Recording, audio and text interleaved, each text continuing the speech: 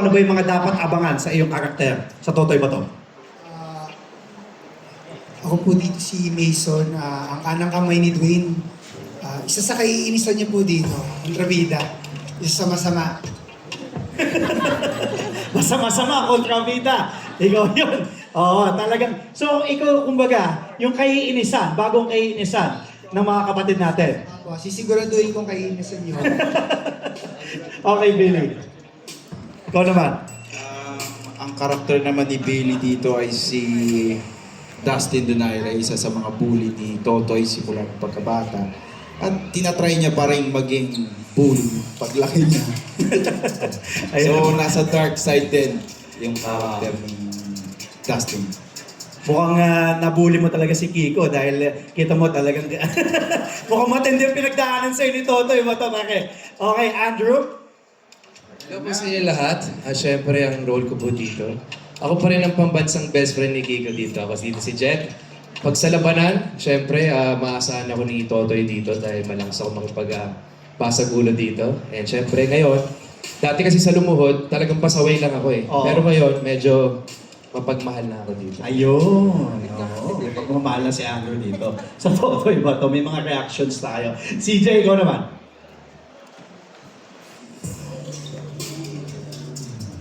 Good afternoon guys. Ako dito si Lieutenant Alex Maningas. So isang typical corrupt cop na humahad lang sa ating bidang si Vigo from attaining justice, so to speak. So dami kong mga hadlang ipipresenta. Makikita muna natin yung mga hadlang na yun as we progress. As we progress. With the story. Yun ang maganda doon, yung abangan natin kung anong, di ba, yung mga hadlang na sabi mo nga na pagdadaanan din ni Totoy. Okay, so next naman natin, si Lester. Hello po sa inyo lahat. Ako po dito si Alvin Estacio, dating police na biglang naging secret muna. Kasi baka malaman nyo na. At hindi rin po ninyo alam kung ako ay mabait dito o masama. Although cute po ako, mukha po ako mabait, pero tignan na lang po natin kung ano pong mangyayari. Maraming salamat. Okay, punta naman tayo kay Art. Ayun, sino next? Si Ivan, sorry. Yes, I play Rocky Castillo, the heir to the Castillo Empire. Okay, yeah. And at the same time, I can be the corporate face for our legitimate businesses. And at the same time, kind of the strong arm of our more like illegitimate Okay. businesses. Yeah. Next natin, kay Noni. Sir. Ang Pinakonlem. Ayan. Ayan. Ako'y gumaganap na papel na si Father Nico, na kapatid ni Alan, na tiyo rin ako, ni Totoy. Totoy. Parang nakita natin, sir, dun sa trailer, ikaw yung, kumbaga... Mr. Miyagi. Oo. Mr. Miyagi daw. Pinapayuhan ko siya, kasi Ayun. bata siya, tinuruan ko siya kung paano lumaban. Ganon, kasi napapa-trouble siya. Oo. Kumbaga si Karate Kid may Jackie Chan, si Totoy Bato meron ka. So, Parang gano'n, parang gano'n, sir. Yan. So ako ay excited na nagtatrabaho sa kanila kasi maraming first. Oo. Sa tagal ng pagtrabaho ko sa industriya, ngayon ko na nakatrabaho si Direk Albert. Nakakatuwa naman at nagkaroon din ako ng pagkakataon. Si Kiko. Yes. At saka sa TV5 na nagkaroon akong ganitong role na medyo maganda. Thank you, sir. Always a pleasure having you as part of the cast and watching you. Okay, next naman. Punta tayo kay Sir Art. Sir Art? Ito si Sir Art, oo. Isa, kinainisang kata sa incognito eh. Oo eh. Excuse me. Naka-on ba to? Okay. Yan, yan. I-on nyo. Gusto ko lang i-explain. Ano? Yes, sir. Go ahead. Alam mo, ang kagandahan ng storyang to, parang walang bida, walang kontrabida eh. Pinapakita yung katotohanan ng buhay that everybody is fractured. Lahat tayo black and white eh. Pero we're not neither on one end or the other. And that's what you're going to discover. So we can't really tell you too much para hindi ma-spoil, no? Pero just keep that in mind na tao lang itong mga to. Nagkakamali sila, pero minsan santo sila. May good days, may bad days. Oh, that's a way to put it, di ba? Tao lang din naman sila eh. That's a great way of looking at it.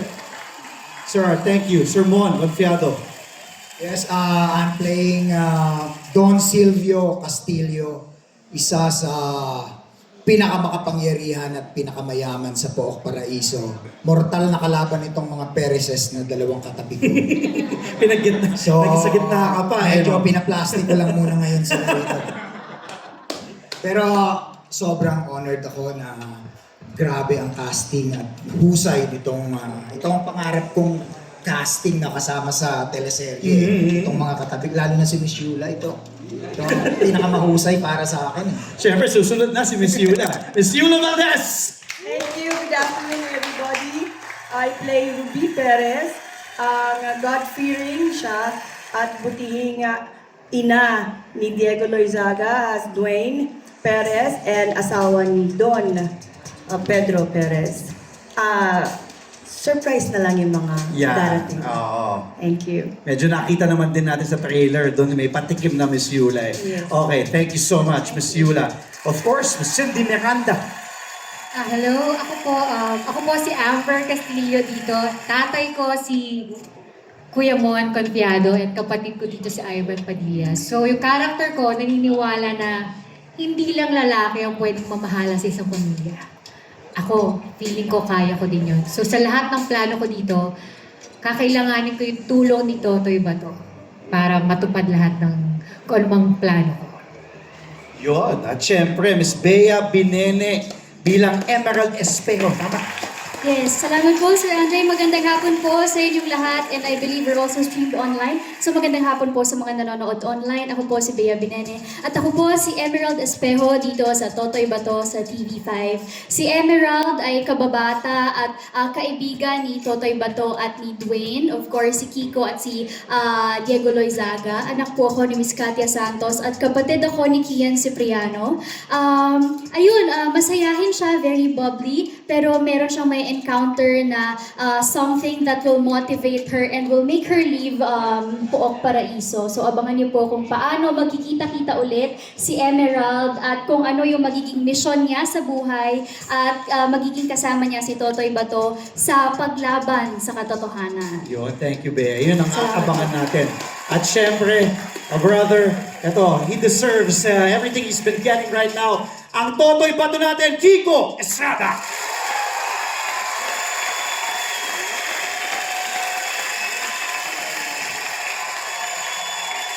Una-una, maraming salamat sa lahat na nandito. Gusto ko magpasalamat sa Diyos. Kung wala siya, wala itong lahat. I want to thank my family. I want to thank Vio, Boss Vic, buong De Rosario family. I want to thank TV5. My boss is here. Tita Maru, where you at, girl? I love you. Ate Louver, Kuya Je, Zai, Bo, siyempre, Greg. This is a collaborative effort. It's not me. Hindi lang po ako to. Lahat po na nandito, ang motto namin is to do simple things extraordinarily well. That's lumuhod ka sa lupa. At Totoy Bato, ito po yung unang project nakadikit ang Lolo Paquito ko na gagawin ko. I can't wait for you to watch. Maraming salamat sa inyong lahat. Thank you. Aabangan natin, Totoy Bato! Ano yun, may expect ba kaming mga fight scenes, action scenes from you? And paano ka nag-prepare doon? Magandang hapon po. Actually, nakaka-excite nga po. Kasi kahit na meron naman na tayong mga nagawang mga action series before, dito sa Totoy Bato, ramdam mo kasi na hindi lang ikaw at hindi lang lahat it's very collaborative.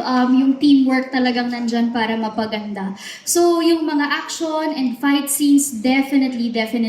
Parang yung mga fight scenes, yung mga eksena, meron nga parang 2 araw, 2 days ginagawa, para 3 days pala, para mas mapaganda at mapaghandaan at talagang maging maganda yung eksena. So, yun po yung isa sa mga gina-guarantee naman talaga namin sa mga viewers, sa mga kapatid natin, na hindi lang para sa akin po, hindi lang yung role ko, pero lahat magiging ma-action po talaga. Salamat po. Yun lang. Thank you. Thank you. Maraming salamat. Sir Kiko.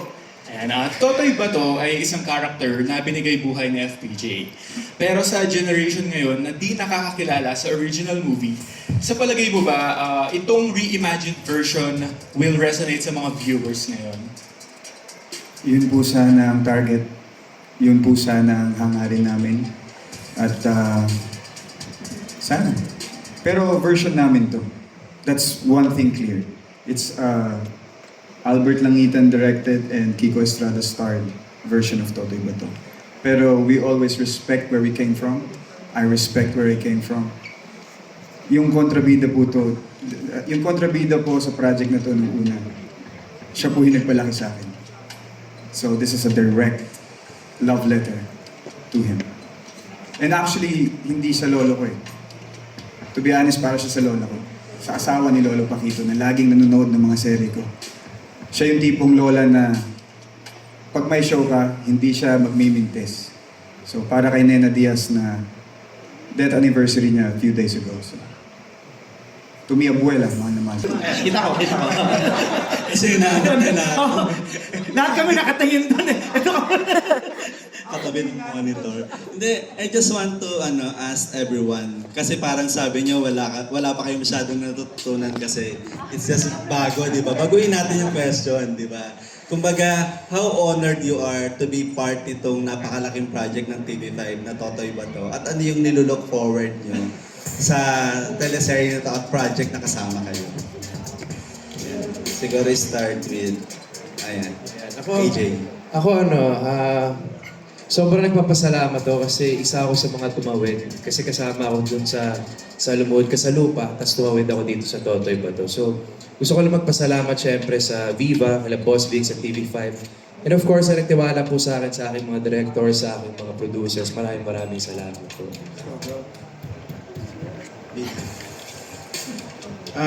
For me, ito nakwento ko to kay CJ. I'm very honored to be part of this project kasi sabi ko kay CJ sabi ko, bro, ang pinakaunang nagbigay sa akin ng linya sa acting career ko is your dad. What? Yeah. Wow. So sabi ko, bro, thank you, man. Alam nila yan. So, hindi ko alam kung paano ko siya i-explain. So, I'm very, very happy. Si Benz. Sa akin, sobrang thankful talaga kasi binigyan ako ng chance ni Boss Vic na gumawa naman ng mainstream kasi laging sa streaming platform lang ako ng Viva nakakagawa. Kaya, yun. Pressured din. Kailangan gawin ko yung best. Lester. Unang-una sa lahat, maraming salamat po rin sa pagtitiwala sa aking talento. Ayun. So galing ako sa isang show with Direk Albert din and Direk Zairo. Then after po nun, nagkaroon po ulit ako ng isa pang show under TV5 din with your kuya. Kuya Agamo, Laking Suntok sa Buwan. So napaka-blessed po na ito na naman ako sa TV5. Baka gusto niyo na po akong kunin. Dala na po akong ballpen. Pwede na po akong pumirma. Maraming salamat po sa tiwala talaga. Yun po talaga. Sobrang blessed. Parang parang dito na ako tatanda talaga sa pag-arte. So, maraming salamat po talaga. CJ. Honored again kasi syempre sabi ko nga, we have deep roots here. At saka may mga nakatrabaho na rin ako dito na sa mga dating teleserye. So, coming in kasi syempre iniisip ko paano yung transition. Lalo na tatawid din from Lumuhod, I wasn't even barely there. And then ngayon, may bagong project. But they made me feel right at home. At nasa holding area kami, nasa dressing room. It feels like, I'm just in my living room. So, I'm so thankful, for our creative directors. And when I say creative, in terms of artistry talaga, makikita mo yung husay ng mga modern direction natin. So, maraming salamat po sa tiwala, sa mga associates natin, the people responsible for the position that we are in now. Boss Vic, Viva, looking forward to seeing you soon. Thank you po sa lahat. Siyempre sa bida natin, si Kiko, siyempre. Bro, kung hindi mo dinadala na maayos to bro, we all sink with you in the ship, bro. Kaya salamat bro that you're giving this. Sabi ko Thanks for the pressure. justice will be served. Robert. You're a veteran actress na rin, di ba? Hindi man natin kakaila. And you're an amazing actress. Thank you. At makikita in different channel, di ba? Kumbaga, ngayon po, na sa dami-dami ng mga role na ginampanan ninyo, bida, kontrabida, kumbaga, paano kayo na-excite dito sa role ni Ruby, dito sa Totoy Bato, and why you accepted the role? Ito na nga. Ito na ang sasabihin ko. Ang first movie ko with Viva Films when I was 14 years old ay Dugong Buhay, na ang sumulat at nag-direct ay si Carl J. Caparas. So para sa akin, ito ay classic na ang Totoy Bato, and honored and thankful ako na napasama ako sa teleseryeng ito. Thank you kay Boss Vic sa Viva Films and sa TV5 dahil alam mo yun, parang 360 na nagumpisa ako na Carlo J. Caparas ang gumawa, and then ngayon gagawa rin ako na siya rin ang sumulat. Well, originally na siya yung sumulat. Yun ang feeling ko. Excited ako na ang haba ng panahon and gumagawa ulit ako ng classic na ginawa ni Carl J. Caparas. About your character, Ruby. Si Paano Ruby? kayo na-excite? Yeah. Sabi mo nga na papanood mo ako ng bida at kontrabida. Ganon din dito. Malamang halo. Kaya exciting. Thank you, Miss Yula. Congratulations. Thank you. Janelle Calamaya ng Orange Magazine. Hello po. Good afternoon and congratulations po. My question po is for Miss Yula. Without spoiling, do you think audiences will be inclined to love, hate, or perhaps feel conflicted with your character as Totoy Bato's story unfolds? Magiging ano sila? Excuse me?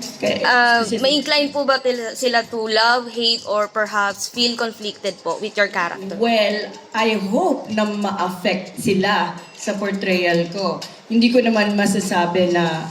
pa masasabi kung anong mararamdaman nila. Let's just wait and see. But I will do my best na magampanan ko yung role na binigay sa akin. Yun lang ang ma-promise ko. Well, yung effect sa kanila, kung malalove nila o ma-hate, it's up to them. Kung anong effectivity ng paggaganap ko. That's all po. Thank you so much. Thank you, Janelle. Ito, lagi natin nakikita sa social media from kapatid insider, Carl Jun Canonoy. Carl Jun? Hello po, good afternoon po. Una po sa lahat, sobrang congratulations po sa lahat ng team ng Totoy Bato for a wonderful project. And then, in question ko po is, kung sino man po sasagot sa inyo, gaano kalaki ang pressure na sa inyo na mapantayan ng success ng Lumuhod Ka sa Lupa? Di ba, nung nag-pilot kayo, nag-transfer kayo to prime time, to nag-task kayo ng rating, so may pressure po ba na mahigitan ng success? Kayo sa inyo, kung pwede nyo po sumagot. Siyempre palaging namin yung pressure, hindi naman mawawala yan. Parang magsisinungaling ako kapag sinabi kong, hindi kami napipressure. Di ba? Pero palagay ko, with our team and with our cast, parang mas madali siya ngayon. Kasi dati parang suntok sa buwan eh. I mean, parang trivia lang nung sinisimulan kasi yung Lumuhod Ka sa Lupa, parang hindi namin alam kung saan kami dadamputin. But of course, ako personally, meron akong personal goal na iangat natin sa yung maganda yung kwento, di ba? Classic na rin, and legend yung unang creator, di ba? Yung gumawa, Carlo J. Tapos yun na nga, nagsimula sa panghapon, nalipat sa prime time, nagsimula lang yata sa 16 weeks, ngayon lalagpas na siya ng 1 taon yung Lumuhod Ka sa Lupa. Pero ito kasi mas, tinatanong ko nga dati si Jerome, yung aming isa sa mga producer, na kumusta naman, anong naramdaman mo dati? Sabi niya, mas mahirap daw kasi first time lang namin magkakatrabaho. Ngayon medyo mas madali na dahil kabisado na namin yung pitik ng isa't isa, di ba? Yung galawan ng isa. Kumbaga, nagkadugtong-dugtong na yung mga bituka namin. Pati rin yung mga artista. Kaya nga kung sinasabi ng mga artista kanina na nila Sir Art na parang chill lang. Kasi ako personally, talagang ang lagi kong sinasabi, ang gusto kong set ay mapayapang set. Bakit? Ayoko mamatay ng maaga.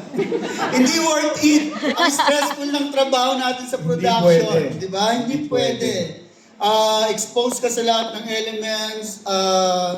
Napupuyat ka kahit hindi mo gustong mapuyat. Kahit nasabihin hanggang dito ka lang magtatrabaho. Pero syempre gumagana pa rin yung utak mo kahit natutulog ka na, ayaw magpahinga. Tapos magsisigawan pa kayo, magmumurahan sa set. Hindi siya worth it. Plus yung respeto kasi nawawala kapag nagsalita ka ng masakit sa isang tao. Kaya sa akin, ako sa set ko, simula utility, pataas simula sa pinakamababang, patas-patas lang. Kung yung utility may sasabing maganda para sa show na ikakaganda ng show, pakikinggan namin kasi naniniwala rin ako na ang paggawa ng isang proyekto, pelikula, serye, it's a collaborative effort at walang nag-iisang may monopoly ng bright ideas. So yun po yan. Thank you po. And then po, next question for Art Acuña. Sir, di ba nung nag-play ka po sa Incognito as Timmy Esclarera, nung nag-iigante po, sa ngayon po, dun po sa Totoy Pato, ano pong magiging character preference niyo? Anong magiging character preference Yes, ko with regards to... Sa Totoy Pato po, ngayon po. Ang tinatanong mo ba yung comparison between the two? Yes po, yes po. Well, pareho silang crime boss pero kaiba silang tao eh. Iba yung, I don't know, behavior. Iba yung pakiramdam niya about certain things. Iba eh. Pag ibang motivations, ibang gagawin mo. You know what I mean? So, I don't know how to answer your question. Sige po, okay lang po. And last question po, si Bea Benene po. So, this is your first time project in TV5, right? So, my question for you is, wait lang na, ayun. Paano po kayo nagpa-yes sa Totoy Pato? Lahat naman po ng trabaho, blessing. Diba?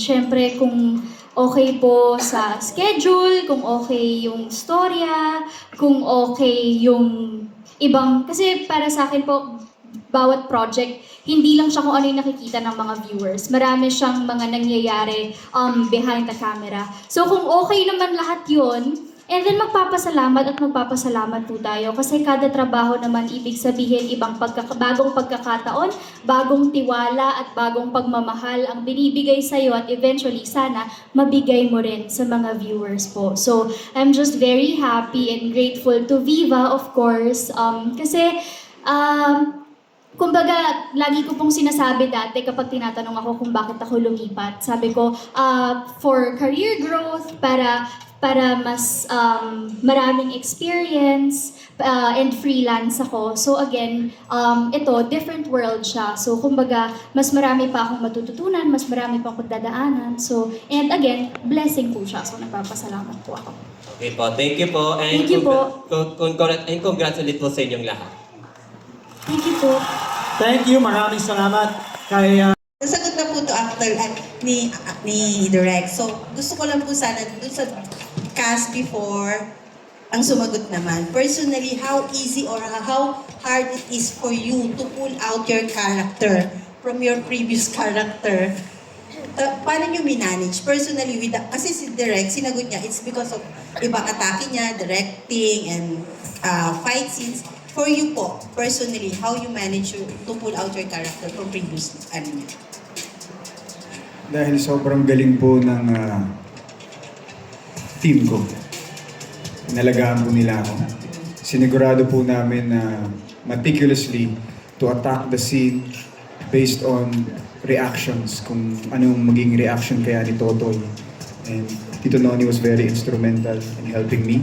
And I just want to give him his flowers and to say thank you. Actually, kabado po ako dyan sa tanong mo ngayon. Sobrang kabado po ako kasi hindi lang po dikit, nag-overlap po. So, dahil magaling po si Mr. Langitan, na parang tatay ko. At yung 1,000 ko mamaya. At of course, Zyro, Ambo, and my team, Tita Maru, Tiluver, and Kuya Jet. What's up, bro? I'm really excited to work with Yula Valdez. Can we end it with that? Okay, eto po, last question actually. Kasi po kanina, papansin ko po you always mention yung principle, paninindigan. So in life po, this is question for all. In life po, ano po yung paninindigan ninyo na ipaglalaban nyo talaga through life na hindi nyo pwede i-compromise whatever happens? Ang gandang end.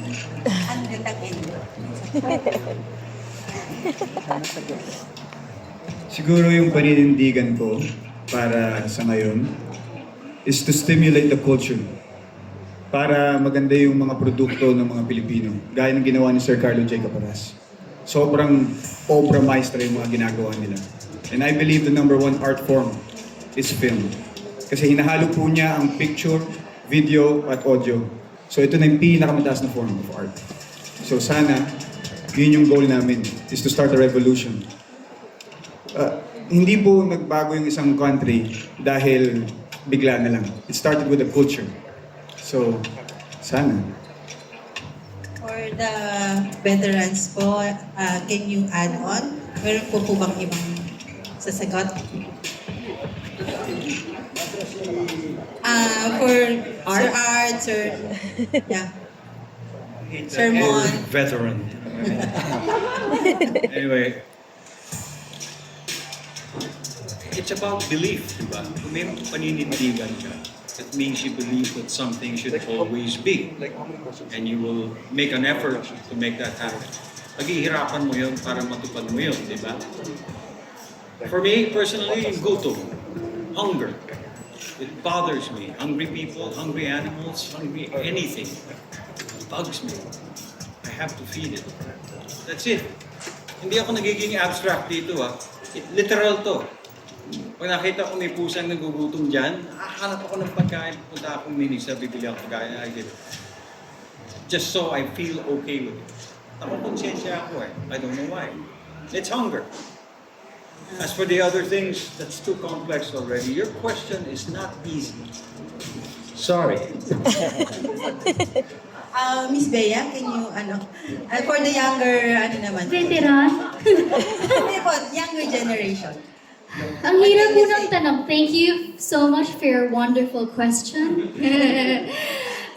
Para sa akin, hindi po masyadong konektado sa serye.